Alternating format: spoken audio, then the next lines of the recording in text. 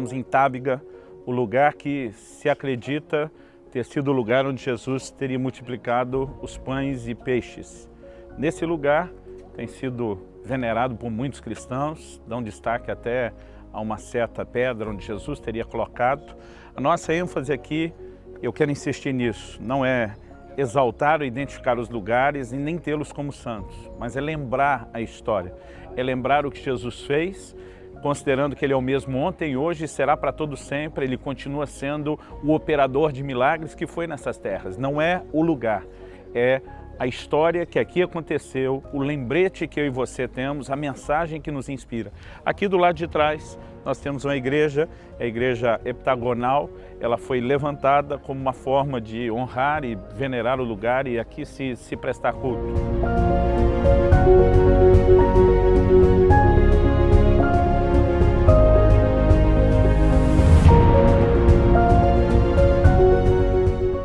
Gente, algo interessante que nós temos aqui em Tábiga é uma antiga prensa para se fazer o azeite. Você colocava as azeitonas aqui e rolava essa pedra em cima para poder conseguir extrair o azeite, né, o óleo da oliva. Isso também nos passa uma mensagem interessante, que a unção ela tem muito a ver também com o quebrantamento. Muitas vezes Deus nos permite passar por situações onde nós somos literalmente prensados e Ele consegue extrair o melhor de nós.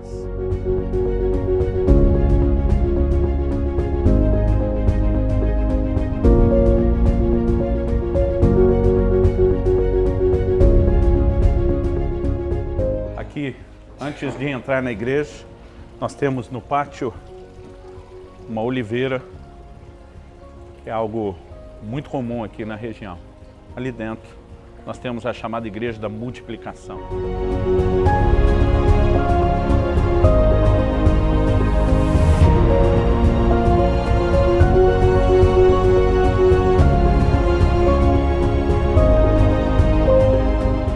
A palavra de Deus nos dá alguns detalhes de muitas vezes as multidões que vinham para ouvir Jesus e serem ministradas por Ele, deles se assentando para ouvi-lo. Até porque era muito tempo. Eles não tinham essa facilidade, um conforto de um banquinho como esse, mas algo que a Bíblia nos fala, por exemplo, por ocasião da multiplicação de pães em Tábiga, é que Jesus os fez assentar sob a relva verde. E a gente precisa imaginar que essa região próxima ao Mar da Galileia, ela tinha muito desses gramados que você pode ver aqui agora.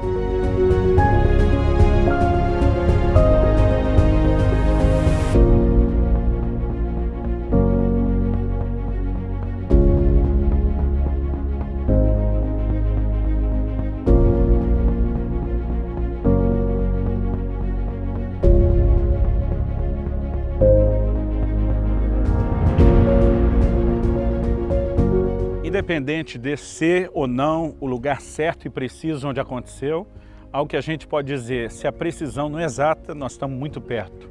O cenário não é muito diferente daquilo que o Senhor Jesus teve e lidou. E é emocionante estar num lugar desse. Não acredito que ele seja mais sagrado do que outros, mas nos ajuda a ambientar-nos melhor, com uma consciência talvez mais clara do que era os cenários, as distâncias de onde Jesus falou e aonde Ele ensinou.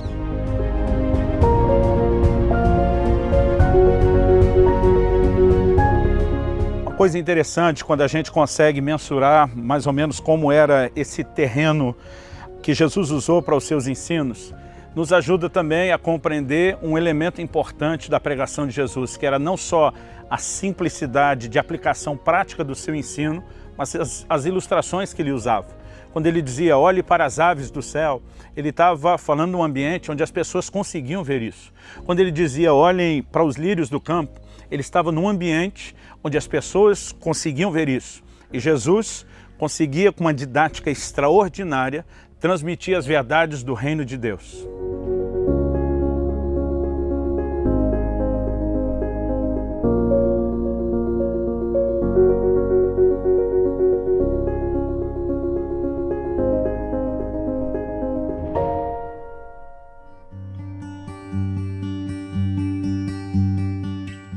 Em Mateus 5,6, Jesus declara, bem-aventurados os que têm fome e sede de justiça, porque eles serão fartos.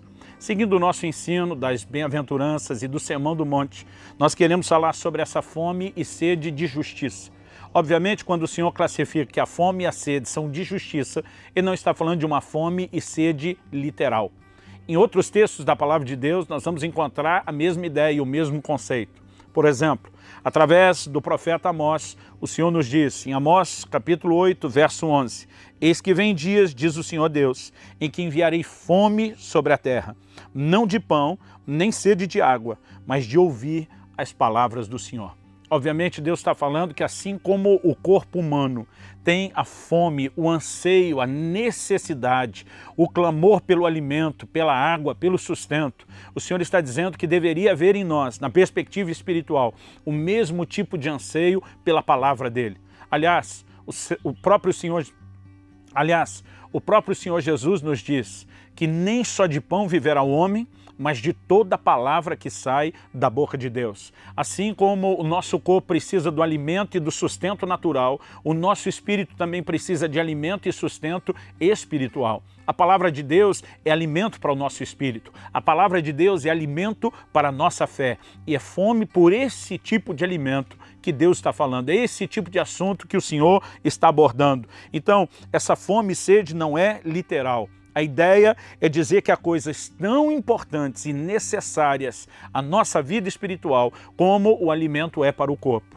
Um outro lugar onde nós vamos encontrar a mesma analogia é lá no capítulo 4 de João, quando Jesus está assentado junto ao poço de Jacó e tem uma conversa com aquela mulher samaritana, a declaração de Jesus para os seus discípulos que estão lá questionando se alguém teria trazido alguma coisa para ele comer. Porque ele estava naquele lugar aguardando os discípulos que foram comprar alimento e voltaria.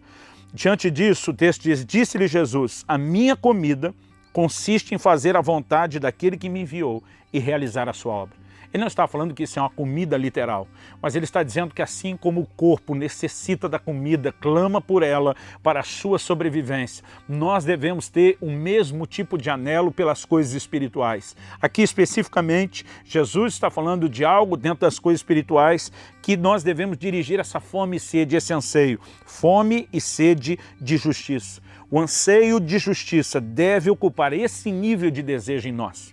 Agora, quando falamos de justiça, precisamos entender que a Bíblia nos apresenta diferentes aspectos de justiça. É muito importante fazer essa distinção. Então, na palavra de Deus, nós vamos encontrar a Bíblia falando sobre a justiça, que é a justiça de Deus, que nos é imputada por meio de Cristo Jesus e da obra que Ele realizou na cruz.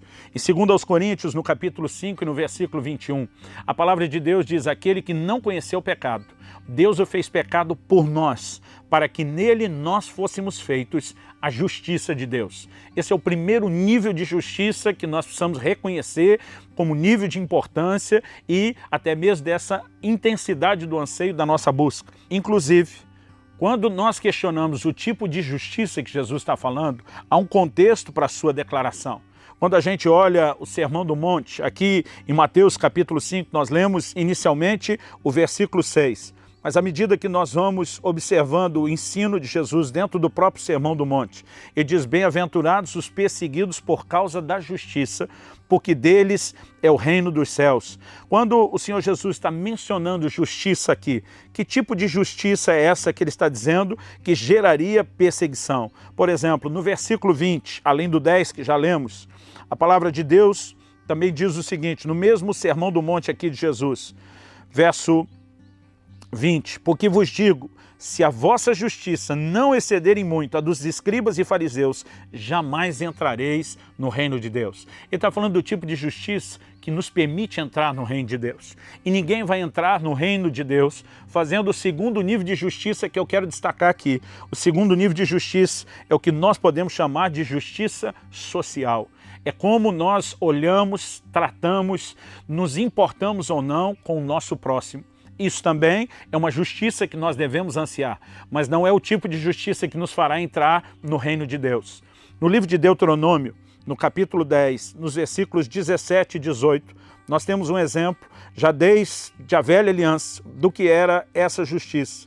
A palavra do Senhor diz assim, Pois o Senhor vosso Deus é o Deus dos deuses e o Senhor dos senhores, o Deus grande, poderoso e temível, que não faz acepção de pessoas, nem aceita suborno, que faz justiça ao órfão e à viúva, ama o estrangeiro, dando-lhe pão e vestes. Amai, pois, o estrangeiro, porque fostes estrangeiros na terra do Egito. Aqui o Senhor está dizendo sobre um coração de misericórdia para com o necessitado.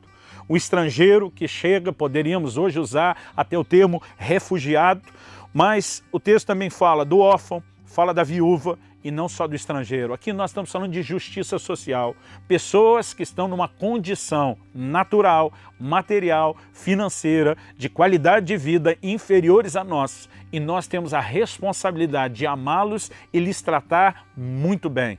No entanto, quando a gente faz a distinção desses dois níveis de justiça, é muito importante que a gente também consiga compreender o que cada um vai produzir nas nossas vidas.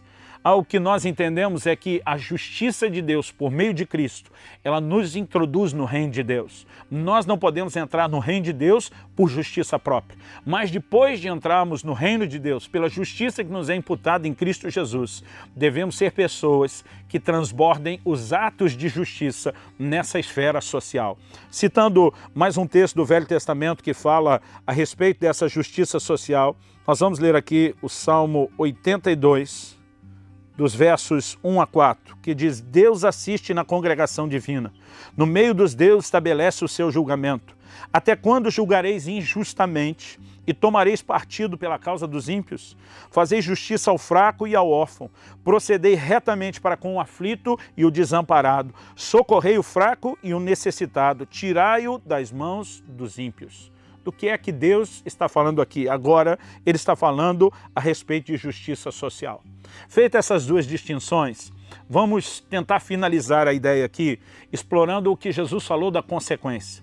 Bem-aventurados os que têm fome e sede de justiça, porque eles serão fartos, terão essa fome saciada. Dentro dessa declaração de Jesus, eles serão fartos, que significa que nós vamos alcançar aquilo que estamos ansiando. Uma pessoa que tem fome está sem alimento. Uma pessoa farta recebeu aquilo que ansiava, que era o alimento. Agora, quando falamos da justiça social, nem sempre nós veremos justiça social acontecendo de forma imediata. Por exemplo, o próprio Jesus fez a declaração: os pobres sempre os tendes convosco. Embora a gente procure estender a mão e ajudar, ele está dizendo que a pobreza ainda não foi erradicada da terra. E há outros elementos da justiça, que é quando alguém, por exemplo, foi vítima de algo, espera que justiça seja feita, que podemos colocar dentro desse nível de justiça social, e nós percebemos na palavra de Deus que é possível que a vida de alguém termine nessa terra sem que esse nível de justiça tenha acontecido. Por exemplo, em Apocalipse, no capítulo 6, nos versículos 9 e 10, nós vamos encontrar um clamor por justiça, de gente que morreu sem ter visto essa justiça acontecer enquanto ainda estava aqui na terra. O texto sagrado diz assim: quando ele abriu o quinto selo, vi debaixo do altar as almas daqueles que tinham sido mortos por causa da palavra de Deus e por causa do testemunho que sustentavam. Clamaram em grande voz dizendo: até quando, ó soberano Senhor, santo e verdadeiro, não julgas, nem vingas o nosso sangue dos que habitam sobre a terra? O que nós temos aqui é um clamor por justiça. E o texto, ele nos declara o seguinte: além de levantarem a Deus esse clamor, além de expressarem a Deus esse clamor, a resposta que é dada a eles é a seguinte, verso 11 de Apocalipse 6, então a cada um deles foi dada uma vestidura branca, e lhes disseram que repousasse ainda por um pouco tempo, até que também se completasse o número dos seus conservos e seus irmãos que iam ser mortos, como igualmente eles foram. O clamor era: até quando o Senhor vai esperar para vingar? O Senhor está dizendo: espere um pouco mais. Eu vou te fazer justiça, mas é necessário que espere um pouco mais. Em outras palavras, ele estava dizendo: essa justiça não vai acontecer agora da forma imediata como vocês esperam. Então, se ele está dizendo que a fome e a sede de justiça nos levará a ser farto, significa que a gente vai encontrar isso. E se justiça social nós nem sempre vamos ver acontecer depressa, que justiça ou qual desses diferentes níveis de justiça o Senhor está falando que ao desejarmos, nós vamos ser satisfeitos? Eu acredito que, em primeiro lugar, nós temos que destacar a justiça de Deus. E há algumas considerações que eu quero fazer com você aqui. A justiça de Deus, em primeiro lugar, temos que declarar isso. Ela só pode ser recebida única e exclusivamente pela fé. Isso é o que a palavra de Deus nos ensina. Em Romanos, no capítulo 3, a partir do versículo 21, nós lemos: mas agora, sem lei, se manifestou a justiça de Deus, testemunhada pela lei e pelos profetas. Justiça de Deus mediante a fé em Jesus Cristo. Vou repetir o início do 22. Justiça de Deus mediante a fé em Jesus Cristo, para todos e sobre todos os que creem, porque não há distinção, pois todos pecaram e carecem da glória de Deus, sendo justificados gratuitamente por sua graça, mediante a redenção que há em Cristo Jesus, a quem Deus propôs no seu sangue, como propiciação mediante a fé, para manifestar sua justiça, por ter Deus, na sua tolerância, deixado impunes os pecados anteriormente cometidos, tendo em vista a manifestação da sua justiça no tempo presente, para ele mesmo ser justo e o justificador daquele que tem fé em Deus. A palavra de Deus reconhece os pecados que cometemos anteriormente na nossa ignorância. E a Bíblia diz que Deus deixou isso de lado, para que hoje Ele pudesse nos justificar. E a Bíblia diz que Ele pode fazer isso. Não há nenhum justo, a não ser que pela fé a gente se aproprie daquilo que Deus, na sua graça, nos oferece. Então nós precisamos entender algo. A palavra de Deus diz que homem nenhum possui justiça própria de si mesmo. No livro de Isaías, no capítulo 64, no verso 6, Deus chega a ponto de dizer: as vossas justiças, e Ele está falando de justiça própria, não passam de trapo de imundície. Além da palavra em si já não mostrar nada de bonito, alguns acreditam que essa era uma referência às bandagens que os leprosos tiravam quando tinham que trocar os seus curativos. Não prestava para nada, aquilo tinha que ser queimado. Deus está dizendo: sua justiça para mim é como trapo de imundície. Não há nenhum justo sequer. Nascemos com a natureza de pecado herdada através de Adão e não temos justiça em nós. Só podemos recebê-la através de Cristo e da obra de Cristo. Quando eu falo da natureza herdada de Adão, tem que lembrar que Romanos 5,2 diz: por meio de um só homem, uma clara referência a esse primeiro homem, entrou o pecado no mundo, através do pecado a morte, e a Bíblia diz: e a morte passou a todos os homens. Agora, embora o pecado afetou a humanidade desde o início, a Bíblia diz que Jesus veio para mudar isso. A Bíblia diz que Ele veio para nos justificar. A Bíblia diz que Ele veio para ser a nossa justiça. E nós temos declarações na palavra de Deus que nos fazem entender o que é justiça. É o oposto da condenação.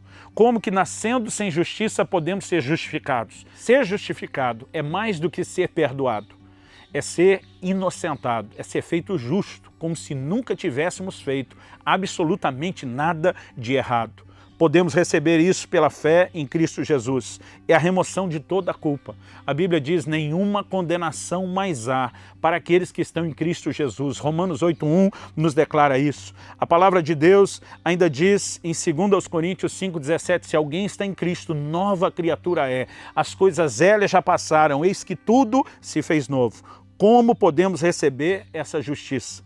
Através da fé na obra do Senhor Jesus. Precisamos entender que não há outra forma, não há outra maneira, a não ser pela fé na obra do Senhor Jesus. A palavra de Deus diz lá no livro de Atos, no capítulo 13 e no versículo 39, o seguinte: por meio dele, falando de Jesus, todo que crê é justificado de todas as coisas, das quais vós não pudesse ser justificados pela lei de Moisés. O que é a fome de justiça? Ela começa pelo reconhecimento de que nós não temos justiça própria. Ela começa pelo clamor de viver algo que o próprio Deus tem e anseia que nós também tenhamos. Ela passa pelo trilho de reconhecer, através do arrependimento, que nada temos e de, pela fé, entender que Jesus nos oferece gratuitamente a sua justiça pela obra que foi realizada na cruz em nosso favor. Esse anseio que se expressa pela fé e se apropria da justiça que Cristo oferece, nos leva a ser a justiça de Deus. Como afirmamos antes, 2 Coríntios 5,21 diz: aquele que não conheceu o pecado, falando de Cristo, Deus o fez pecado por nós, para que nele, eu e você, fôssemos feitos a justiça de Deus. Isso é um dom de Deus. Isso é algo que muda completamente a essência do que somos, a nossa natureza. Quem está em Cristo se torna uma nova criatura, porque foi justificado. Eu e você não precisamos viver na culpa dos pecados cometidos outrora. Precisamos entender que mais do que perdão, Deus nos justificou. Ele apagou o nosso passado. Ele nos permitiu um novo começo. E daqui para frente, devemos trilhar, entendendo que é como se nada de errado houvéssemos cometido. É literalmente um novo começo. Não só uma mudança de atitude daqui para frente, mas é um tempo onde Deus zera o nosso passado. Essa é a justiça, que quando temos fome e trilhamos o caminho certo, seremos saciados, seremos fartos. E você, tem ansiado pela justiça de Deus? Tem tido esse tipo de fome? Se sim, já foi farto, já teve o seu encontro com Cristo. Se fez isso, cresça nessa caminhada de fé. Se não, tome uma atitude, se posicione, arrependa-se, exerça a sua fé e deixe a justiça de Deus saciar você. Nos próximos minutos, nós vamos ter uma conversa de aplicação prática dessas verdades e eu tenho certeza que essa conversa também será enriquecedora para você.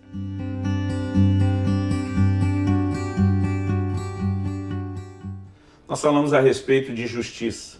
Em primeiro lugar, sobre buscar a justiça de Deus, mas também sobre justiça social. E compartilhamos o anseio, assim como existe por comida e bebida, que deve haver em cada um de nós por justiça. Fazer a pergunta, tanto para vocês, como para quem nos assiste, óbvia. Quem já teve um sentimento de injustiça? Eu acredito que isso é parte da estrutura com a qual Deus nos criou, para que a gente sempre anseie por aquilo que é justo. Agora, é natural que se espere de nós, como igreja, como cristãos, como povo de Deus, a justiça social, até porque ela é uma expressão do amor de Deus e é uma dívida que nós temos para com o próximo, com o semelhante. No entanto, Jesus disse lá em Mateus 4,4, nem só de pão viverá o homem, mas de toda a palavra que sai da boca de Deus. Então, isso me faz, obviamente, entender que antes mesmo de dar o pão natural, né, que também é nossa responsabilidade, a gente precisa entender a prioridade de oferecer o pão espiritual, a palavra de Deus. E às vezes até esperam que a gente alimente as pessoas no natural, mas quase como quem pede, por favor, não faça isso no sentido espiritual. No entanto, não faz sentido para mim tentar oferecer a justiça social, o pão natural, sem a justiça de Deus e a proclamação do Evangelho. Isso faz sentido para vocês? Faz sentido. Inclusive, a palavra de Deus destaca essa prioridade. Em Mateus 6,33, por exemplo, a Escritura diz, busquem primeiro o reino de Deus e a sua justiça, e todas as outras coisas serão acrescentadas. Inclusive, aí nós temos uma ordem, falando de buscar primeiro a justiça, que é do reino de Deus, e entre as coisas acrescentadas, Jesus estava falando do quê? Ele diz antes, não preocupar com o que comer, não preocupar com o que vestir, né? Então, assim, as necessidades básicas de comida e vestuário estão nessas coisas que serão acrescentadas depois de buscar o reino de Deus em primeiro lugar. Assim como a gente tem que buscar para nós, Jesus nos ensinou que a base do amor, lá em Mateus 7,12, é fazer aos outros o que queremos que nos façam. Então, quando a gente entende que a justiça de Deus vem em primeiro lugar e a gente passa a desejar isso para nós, é natural que a gente entenda também a responsabilidade de oferecer isso aos outros. Onde vocês entendem que a gente, como igreja e como cristão, pode melhorar nesse sentido? Eu acho que a gente entender o valor da justificação na nossa vida vai nos ajudar a ter uma vida de santidade, vai nos ajudar, porque isso é uma das coisas mais importantes. Deus falou, né? Busque primeiro essas coisas, a compreensão disso, a apropriação da obra de Cristo na cruz vai nos levar a esse lugar de nos mantermos nessa postura de agradar a Deus, de andar corretamente. Eu acho que isso é bem importante. A igreja precisa realmente comunicar essa verdade juntamente com a outra justiça também, que é tão importante, né? Que a gente também precisa das obras, mas eu acho que essa compreensão nos leva a valorizar essa postura de todo cristão. Eu lembro de uma frase que eu ouvi na adolescência que dizia, não viva pregando, pregue vivendo. Né? E acredito que quando a gente também opera a justiça social, é uma forma de viver esse amor que a gente entende. Agora, só oferecer esse alimento natural e não oferecer o que vai mudar a eternidade das pessoas, não só me soa como incompleto, mas como algo que não termina bem. Né? O próprio Jesus disse lá em Mateus 7, 22 e 23, que no último dia alguns vão dizer, Senhor, no teu nome nós curamos enfermos, expulsamos demônios, profetizamos, mas a história termina com ele dizendo, apartai-vos de mim, vocês que praticam a iniquidade. Em outras palavras, está dizendo, o que adiantou você ajudar os outros, mas não se ajudar espiritualmente, eternamente, né? Você pode ter ajudado outros durante sua passagem na terra, mas você está espiritualmente condenado. Então, é lógico que a nossa intenção aqui não é diminuir a justiça social, né? Quando falamos de como a igreja está vivendo com ela, acho que a gente tem que aumentá-la, mas é aumentar a necessidade da justiça de Deus como algo muito acima só da justiça social. Até porque, né, a justiça social ela nem sempre vai ser instantânea, né? E quando falo de justiça social, não quero nem falar só de condição ou qualidade de vida, vamos falar de justiça no sentido de tratar com aqueles que erram, que ferem o próximo, que ferem a sociedade. Em 1 Timóteo 5:24, a Bíblia diz que os pecados de alguns são notórios, o de outros só se manifestam depois, né? A Bíblia fala no livro do Apocalipse de um clamor por vingança, os mártires clamando por vingança, né? Essa vingança não é só a retribuição de um ódio, mas é o clamor por justiça, né? De uma injustiça que foi realizada. E essa justiça no nível social e o nível da sociedade, ela nem sempre vai ser instantânea, mas a boa notícia é que a justiça de Deus, né, para todo aquele que crê em Jesus e o que ele fez na cruz, sempre pode ser experimentado de forma imediata e de forma instantânea. E a gente, por isso, é grato a Deus, né, e encoraja cada um de vocês a buscar e buscar de todo o coração e, em primeiro lugar, a justiça de Deus. E a justiça social também nunca vai ser perfeita que nem a justiça de Deus, né? Por mais que todos nós vamos tentar, só Deus vai ver todas as coisas, só Deus vai saber o que se passa na cabeça de todo mundo, julgar as intenções, então, bom, é que ele é perfeito. E esse Deus e juiz perfeito, um dia vai ter o seu juízo, né? A Bíblia fala disso como o juízo final, mas até que esse dia chegue, nós vamos ter que ter paciência com algumas dessas injustiças, tentando estabelecer ao máximo um padrão de justiça que reflita aquilo que a gente recebe de Deus em Jesus e que externe esse amor, o respeito ao próximo. Se cada pessoa de fato se importasse, estendesse um pouquinho mais a mão e procurasse não só receber a justiça de Deus, mas transbordá-la, certamente nós teríamos um mundo bem melhor. Não é verdade?